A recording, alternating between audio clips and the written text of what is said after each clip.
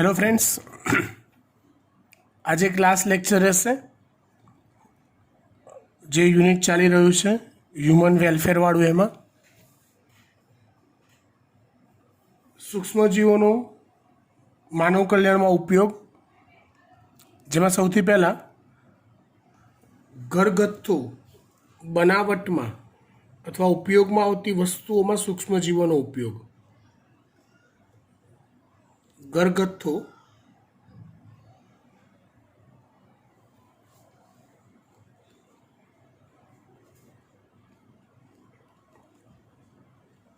बनावटोमां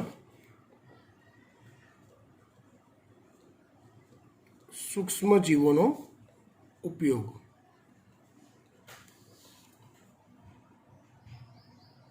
जेमां पहली बात करिए आपणे आ नीटनी वात छे, टेक्स्टबुक सिवायनी होय एवी। बाकी टेक्स्टबुकमां आपेली विगतो एज युઝ્યુઅલ આપણે तैयार करवी पड़शे। एक छे माखणनी बनावटमां।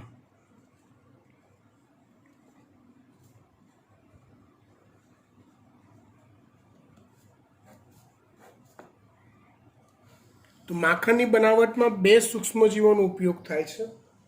एक छे स्ट्रेप्टोकोक्स लेक्टी। स्ट्रेप्टोकोक्स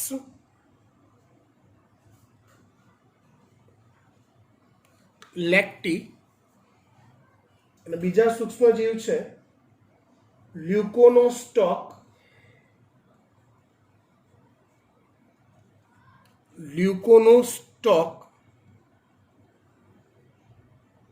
સાઇટ્રીવોર્યુમર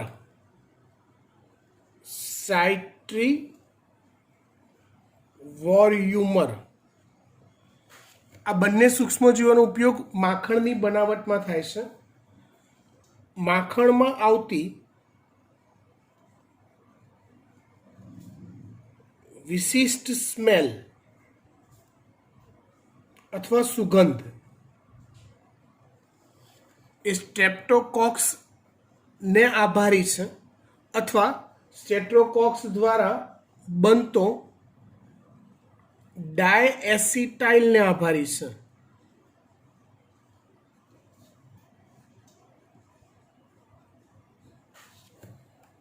आ डायएसिटाइल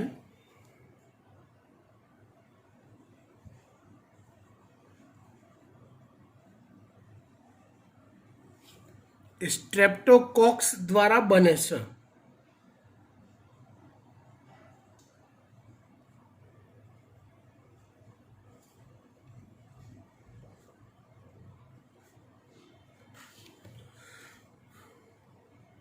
ત્યાર પછી વાત કરીએ યોગર્ટ।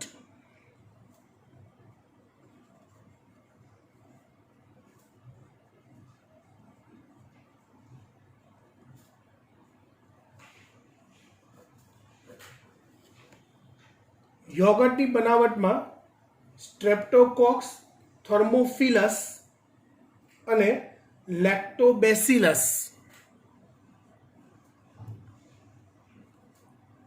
સ્ટ્રેપ્ટોકોક્સ થર્મોફિલસ અને લેક્ટોબેસિલસ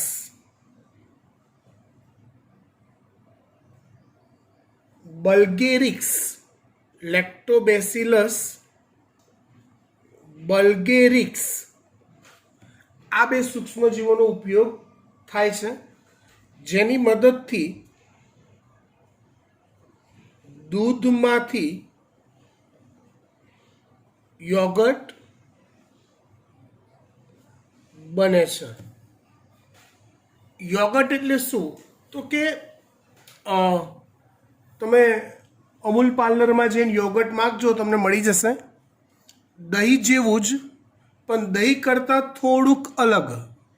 આઈસ્ક્રીમ જેવું જ, પણ આઈસ્ક્રીમ કરતાં થોડુંક અલગ।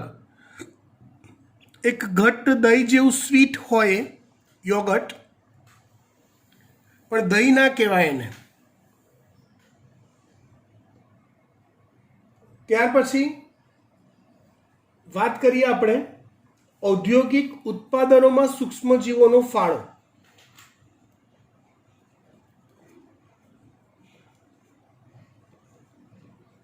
ઔદ્યોગિક ઉત્પાદનોમાં સૂક્ષ્મજીવોનો ફાળો.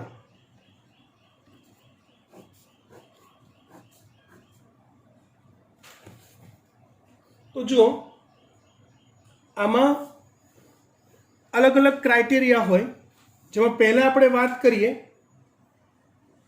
ફૂગ દ્વારા ઉત્પન્ન થતા કેટલાક એન્ટીબાયોટિક્સ અને તેનો ઉપયોગ.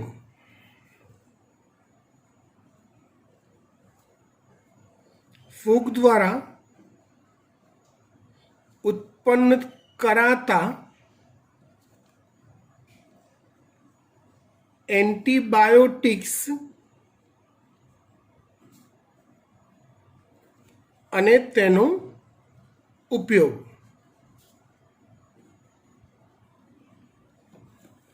ફૂગ દ્વારા કેટલાક એન્ટીબાયોટિક્સ ઉત્પન્ન થાય છે.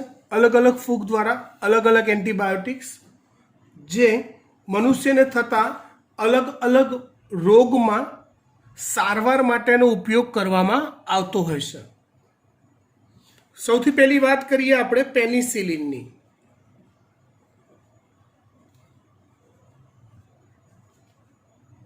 આ એક એન્ટીબાયોટિક છે જે ઉત્પન્ન કરે છે પેનિસિલિયમ નોટેટમ. પેનિસિલિયમ નોટેટમ ફૂગ દ્વારા પેનિસિલિનનું ઉત્પાદન કરવામાં આવે છે, જેનો ઉપયોગ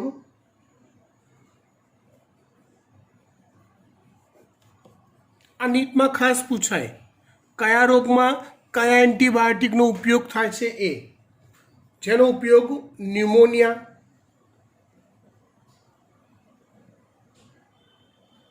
ટીટાનસ, ડિપ્થેરિયા,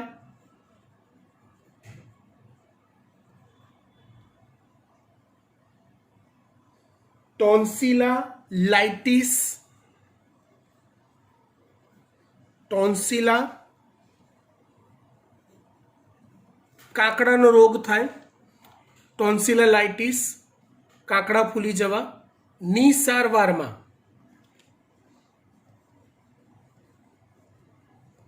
એનો ઉપયોગ થાય છે. કોનો?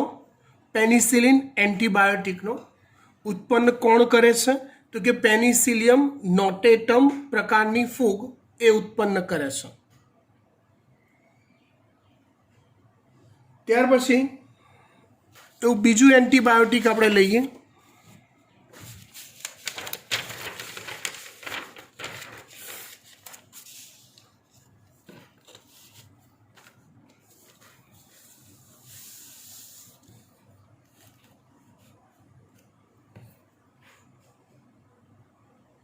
ગ્રીસિયોફુલ્વિન.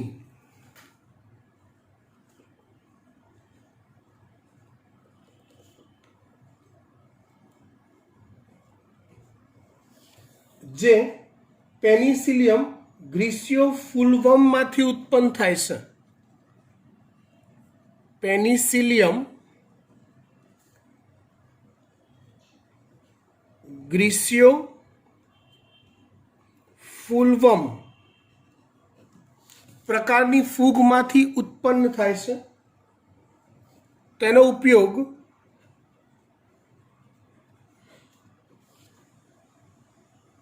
માઇકોસિસની સારવારમાં થાય છે.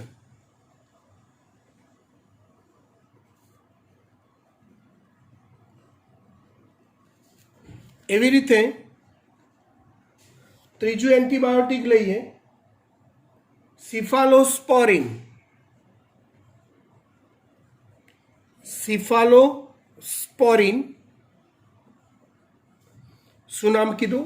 સિફાલોસ્પોરિન, જે સિફાલોસ્પોરિયમ એક્રીમોનિયમમાંથી ઉત્પન્ન થાય છે. સિફાલોસ્પોરિયમ એક્રીમોનિયમ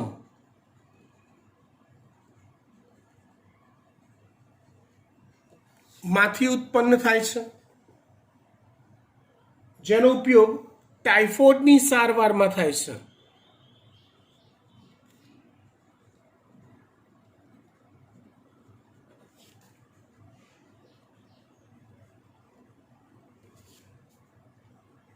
એવી રીતે ચોથું એન્ટીબાયોટિક લઈએ, ક્લેવિસિન.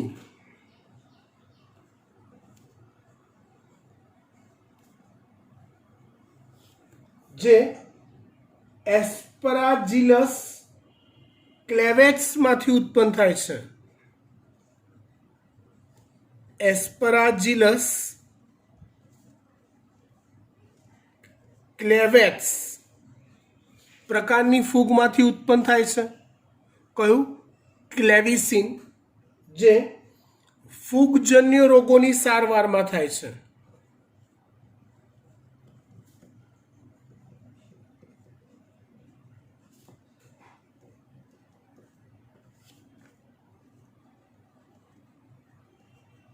જેનો ઉપયોગ ફૂગજન્ય રોગોની સારવારમાં થાય છે.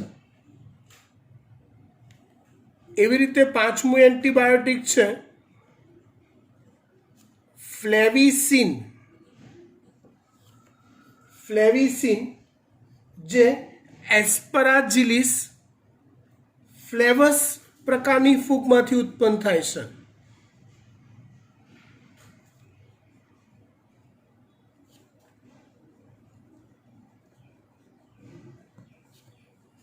જેનો ઉપયોગ બેક્ટેરિયાના નાશ માટે થાય છે.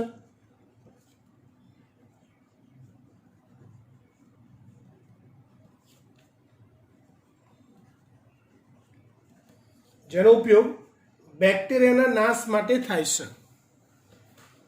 ત્યાર પછી વાત કરીએ આપણે ફૂગ દ્વારા ઉત્પન્ન થતા કેટલાક એન્ટીબાયોટિક્સ અને કોની સારવારમાં તેનો ઉપયોગ થાય એ જોઈએ.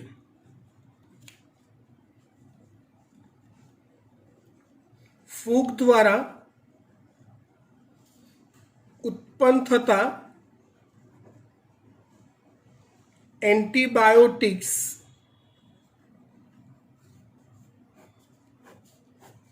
ની વાત કરીએ તો પહેલું લઈએ આપણે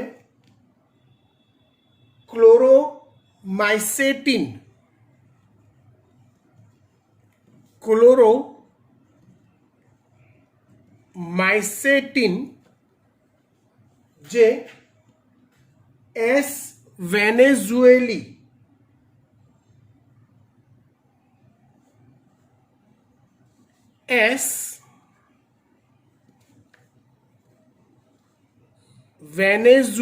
દ્વારા ઉત્પન્ન થાય અને ટાઇફોઇડની સારવારમાં વપરાય.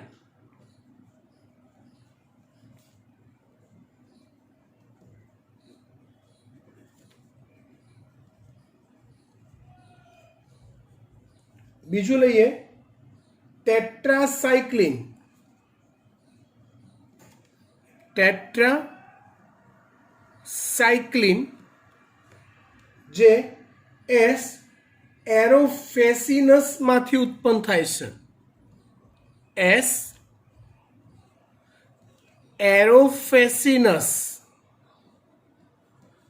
દ્વારા ઉત્પન્ન થાય છે, જેનો ઉપયોગ રિક્ટેશિયાની સારવાર માટે થાય છે.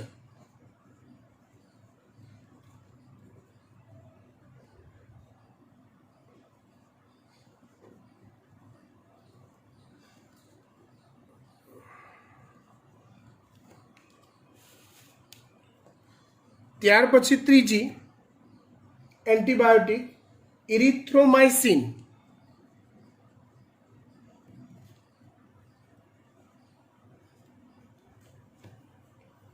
ઇરિથ્રોમાઇસિન જે એસ ઇરિથ્રિસ દ્વારા ઉત્પન્ન થાય છે,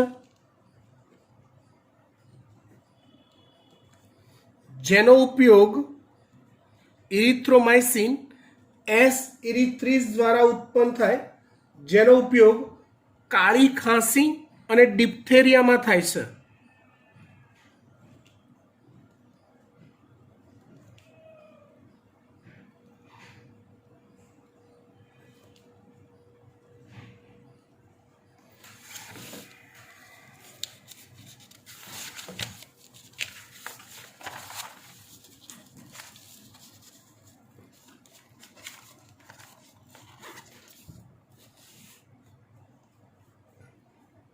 ત્યાર પછી વાત કરીએ નિયોમાઇસિન.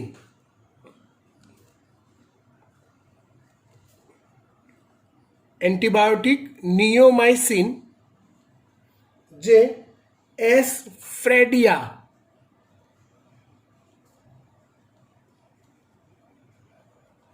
માંથી ઉત્પન્ન થાય છે. નિયોમાઇસિન એસ્ફ્રેડિયામાંથી ઉત્પન્ન થાય છે, જેનો ઉપયોગ ટીબીની સારવારમાં થાય છે.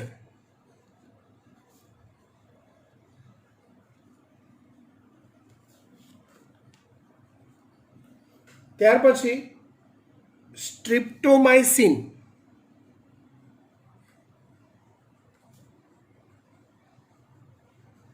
સ્ટ્રિપ્ટોમાઇસિન જે એસ ગ્રીસિયસમાંથી ઉત્પન્ન થાય છે.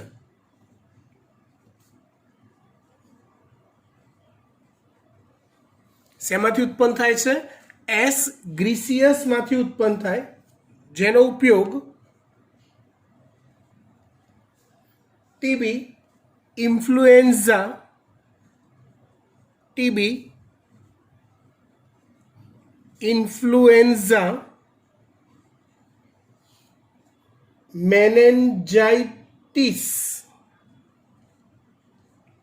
મેનેન્જાઇટિસ ની સારવાર માટે થાય છે.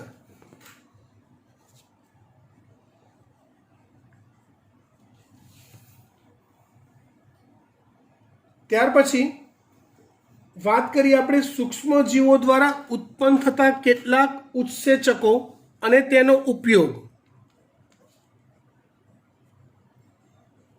સૂક્ષ્મ જીવો દ્વારા ઉત્પન્ન થતા ઉત્સેચકો અને તેનો ઉપયોગ.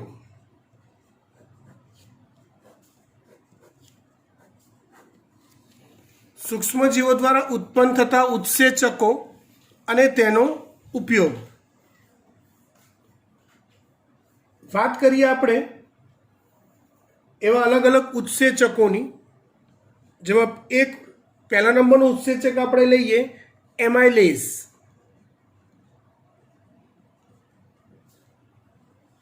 પહેલો ઉત્સેચક લઈએ એમાઇલેઝ. આ ઉત્સેચક એસ્પરજીલિસ ઓરિસ,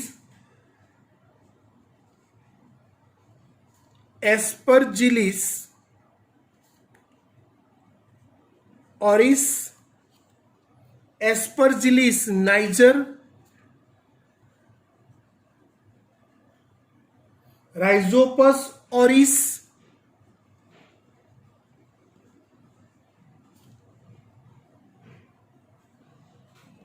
અને બેસિલસ ડાયસ્ટેટિક્સ દ્વારા થાય છે. બેસિલસ ડાયસ્ટેટિક્સ દ્વારા ઉત્પન્ન કરાય છે. કયો ઉત્સેચક? એમાઇલેઝ, જેનો ઉપયોગ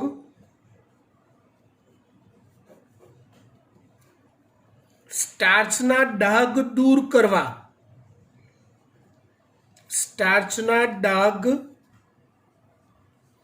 દૂર કરવા,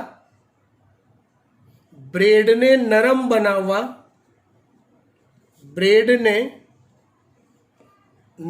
બનાવવા અને આલ્કોહોલના ઉત્પાદનમાં થાય છે.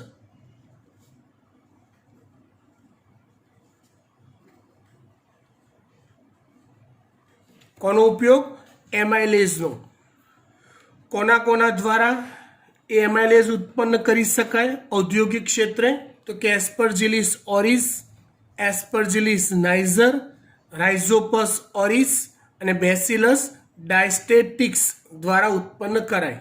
ઉપયોગ: સ્ટાર્ચના ડાઘ દૂર કરવા, બ્રેડને નરમ બનાવવા અને આલ્કોહોલના ઉત્પાદનમાં. એવી રીતે આવે છે લાઇપેઝ.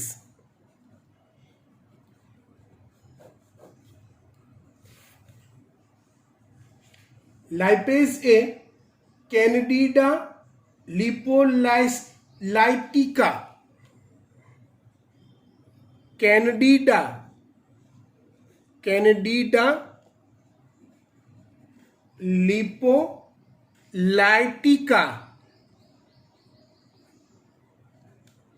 કેન્ડિડા લિપોલાઇટિકા એક પ્રકારની ઈસ્ટ છે, એના દ્વારા ઉત્પન્ન થાય.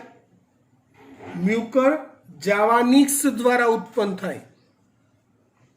મ્યુકર જાવાનિક્સ દ્વારા ઉત્પન્ન થાય અને એસ્પરજિલિસ નાઇઝર દ્વારા ઉત્પન્ન થાય.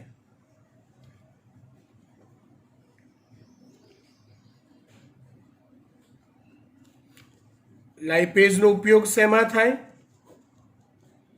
તો સાબુ અને ડિટર્જન્ટ બનાવવામાં થાય છે. સાબુ અને ડિટર્જન્ટ બનાવવા લાઇપેઝનો ઉપયોગ થાય છે.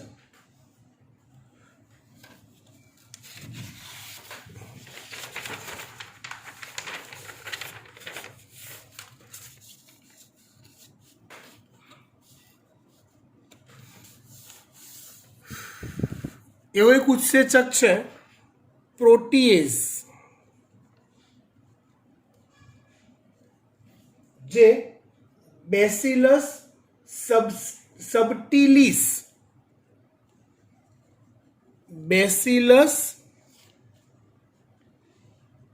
સબટિલિસ દ્વારા ઉત્પન્ન કરાય છે.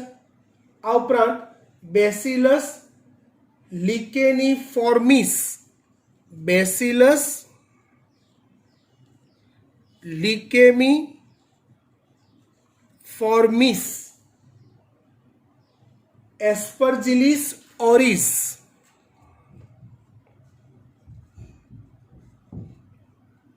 એસ્પરજિલિસ ઓરિસ Penicillium રોગ્યુફોર્ટી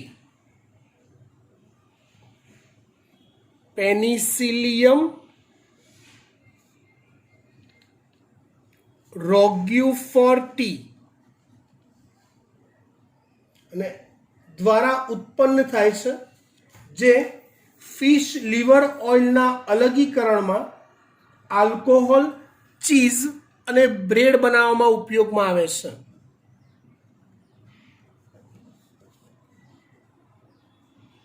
fish liver oil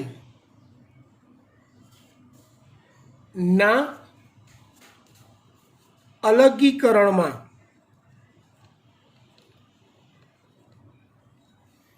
alcohol,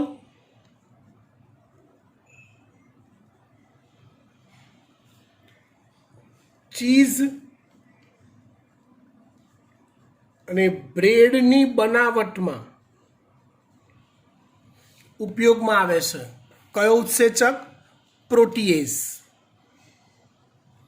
ત્યાર પછી ચોથો ઉત્સેચક પેક્ટિનેઝ. પેક્ટિનેઝ ઉત્સેચક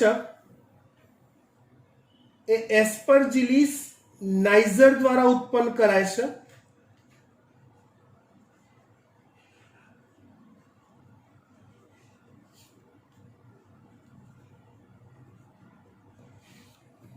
એસ્પરજિલિસ નાઇઝર દ્વારા ઉત્પન્ન કરાય છે, જેનો ઉપયોગ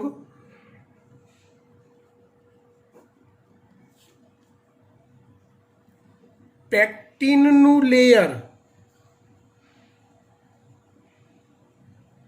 તોડવા માટે થાય છે. કેટલાક વનસ્પતિ કોષોમાં કોષોની બહાર પેક્ટિનનું સ્તર હોય તો પેક્ટિનનું સ્તર તોડવા માટે પેક્ટિનેઝ ઉત્સેચકનો ઉપયોગ થાય છે. ત્યાર પછી સ્ટ્રિપ્ટોકાઇનેઝની વાત કરીએ. સ્ટ્રિપ્ટોકાઇનેઝ જે સ્ટ્રિપ્ટોકોક્સ દ્વારા ઉત્પન્ન થાય છે.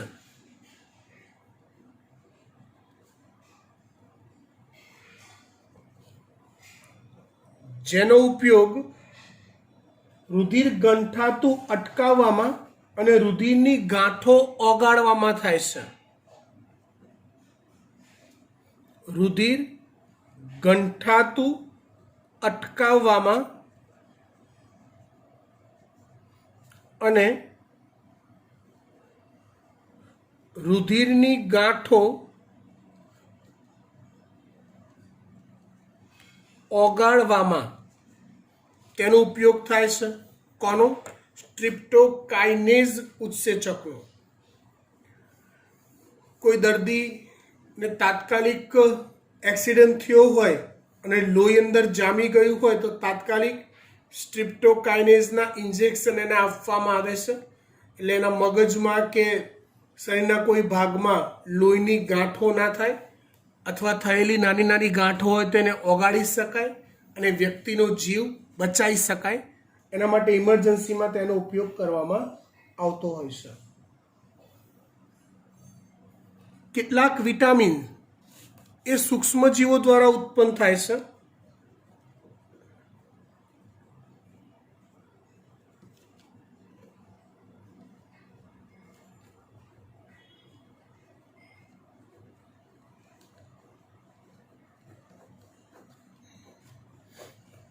કેટલાક વિટામિનનું ઉત્પાદન સૂક્ષ્મજીવો દ્વારા કરવામાં આવે છે. દાખલા તરીકે વિટામિન B2 અથવા રિબોફ્લેવિન. રિબોફ્લેવિન અથવા એને કહેવાય વિટામિન B2 જે આસિબિયા ગોસિપી દ્વારા ઉત્પન્ન કરાય છે. આસિબિયા ગોસિપી દ્વારા ઉત્પન્ન કરાય છે. પછી વિટામિન B12 અથવા સાયનોકોબાલેમાઇન. સાયનોકોબાલેમાઇન અથવા વિટામિન B12 જે સ્યુડોમોનાસ ડેનિટ્રિફિકન્સ સ્યુડોમોનાસ ડેનિટ્રિફિકન્સ સ્યુડોમોનાસ ડેનિટ્રિફિકન્સ અને બેસિલસ મેગાથિલિયમ બેસિલસ મેગાથિલિયમ દ્વારા ઉત્પન્ન કરાય છે. એસ્કોર્બિક એસિડ અથવા વિટામિન સી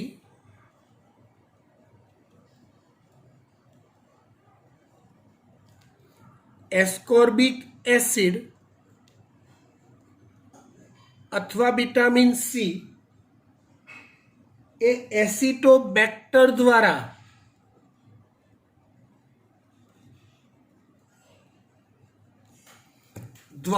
ઉત્પન્ન કરાય છે. જો બેટા એક વાત તમને કહું, આ બધા સૂક્ષ્મજીવોના નામ, એનો ઉપયોગ એ તમે એક વાર તૈયાર કરશો લખીને, 2 વાર કરશો, 3 વાર કરશો, છતાં બી ભૂલી જશો એની ગેરંટી. એટલે આ જે સૂક્ષ્મજીવો એના નામ અને એના ઉપયોગ જે છે એ લાસ્ટ ડેના હોમવર્ક તરીકે અથવા જ્યારે તમે છેલ્લા દિવસનું હા તમારે અત્યારે તૈયાર તો કરવા જ પડે. સાવ ફર્સ્ટ ટાઈમ જો છેલ્લા દિવસે તમે વાંચશો તો કોઈ સંજોગોમાં યાદ નહીં રહે. પણ અત્યારે તૈયાર કરી અને જો ભૂલી જાઓ છો તો ટેન્શન નહીં લેવાનું. આવું થશે જ, આવું 100% થશે જ. એટલે તમે અત્યારે કરો છો, 15 દિવસ મહિના પછી ફરી પાછું રિવિઝન કરો છો, અને જ્યારે નીટની એક્ઝામ આવે છે એના આગલા દિવસે કરવાના ટોપિકમાં આનો 100% સમાવેશ તમારે કરવો જ પડશે, બાકી લોચા પડશે. ડન? ચલો.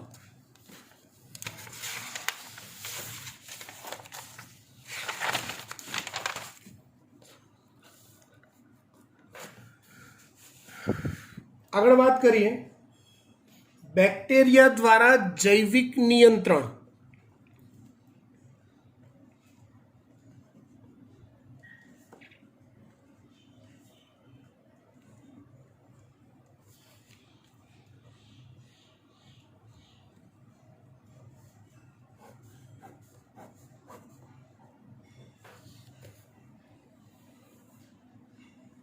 એક છે સ્પોરીન.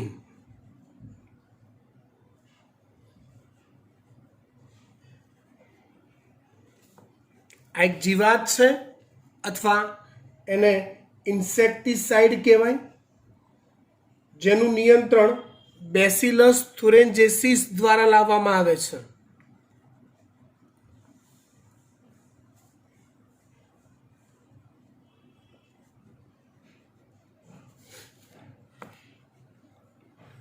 બીજું છે ડૂમ, જેનું નિયંત્રણ બેસિલસ પેપિલે, બેસિલસ પેપિલે અને બેસિલસ લેન્ટીમોર્બસ, બેસિલસ લેન્ટીમોર્બસ દ્વારા એનું નિયંત્રણ લાવવામાં આવે છે.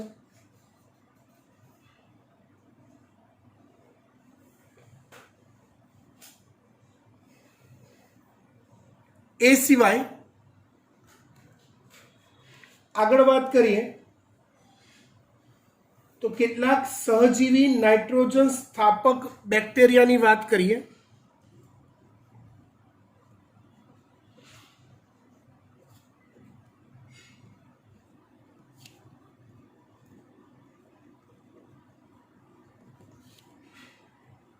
જેના યજમાન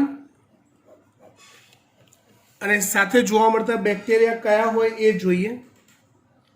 તો એક સિમ્બી કુળની વનસ્પતિ, આ પૂછાય તો મજા આવે, હે ને? આ તો આવડે સાહેબ આપણને. રાઇઝોબિયમ, મસ્ત. ચલો, બીજું છે દેવદાર કેજ્યુરિના એલ્નસ. દેવદાર કેજ્યુરિના એલ્નસ. આ અનાવૃત બીજધારી વનસ્પતિઓ છે, જેમાં આવે છે ફ્રેન્કિયા સજીવી બેક્ટેરિયા તરીકે. ત્રીજું છે ગુનેરા,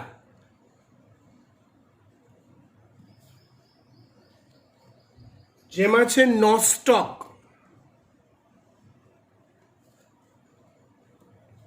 ચોથું છે એઝોલા, એમાં આવે છે એનાબિના. પાંચમું છે શેરડી, જેમાં આવશે એલિટોબેક્ટર.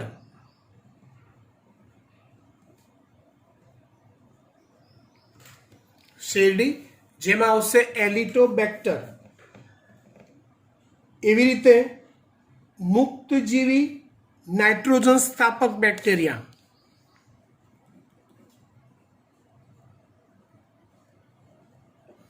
મુક્તજીવી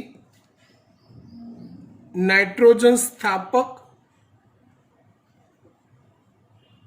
બેક્ટેરિયા, જેમાં એક છે નીલહરિત લીલ,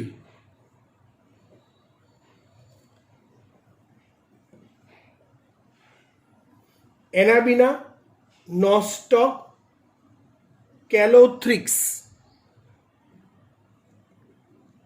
એના વિના નોસ્ટોક કેલોથ્રિક્સ. બીજું છે જારક જીવાણુ, એટલે બેક્ટેરિયા કે જે જારક શ્વસન કરતા હોય ને નાઇટ્રોજન સ્થાપન કરતા હોય, તો એઝોસ્પાઇરિલિયમ અને એઝેટોબેક્ટર. એઝોસ્પાઇરિલિયમ અને એઝેટોબેક્ટર.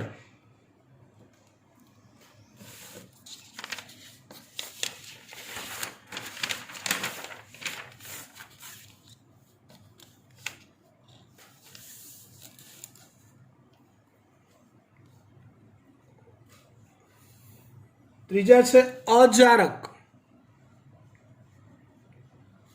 પણ પ્રકાશ સંશ્લેષી હોય એવા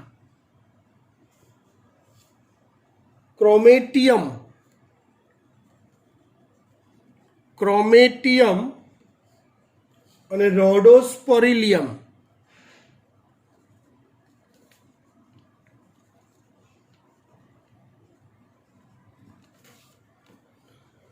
ચોથા છે અજારક અને નોન પ્રકાશ સંશ્લેષી. અજારક અને નોન પ્રકાશ સંશ્લેષી ક્લોસ્ટ્રીડિયમ અને મિથેનોકોક્સ.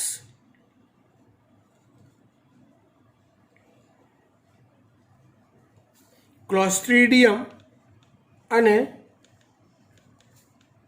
મિથેનોકોક્સ. સારું, આ ચેપ્ટરની અંદર આટલું જ એક્સ્ટ્રામાં આવે છે. બાકી ટેક્સ્ટ બુકની અંદર જેટલી માહિતી આપેલી છે એટલી આપણે પરફેક્ટ કરવાની થાય છે. હવે આપણે ચલાવવાના યુનિટ્સ પૈકી ફક્ત એક જ યુનિટ બાકી રહેશે. ફક્ત એક જ યુનિટ બાકી રહેશે. વનસ્પતિ અને પ્રાણીની બાહ્યાકાર વિદ્યા. બાકીનો ટોટલ નીટનો કોર્સ આપણો પૂરો થાય છે. 2 યુનિટ એવા છે, એક વનસ્પતિ અને પ્રાણીની વર્ગીકરણ વિદ્યા અને બીજું છે ઇકોલોજી.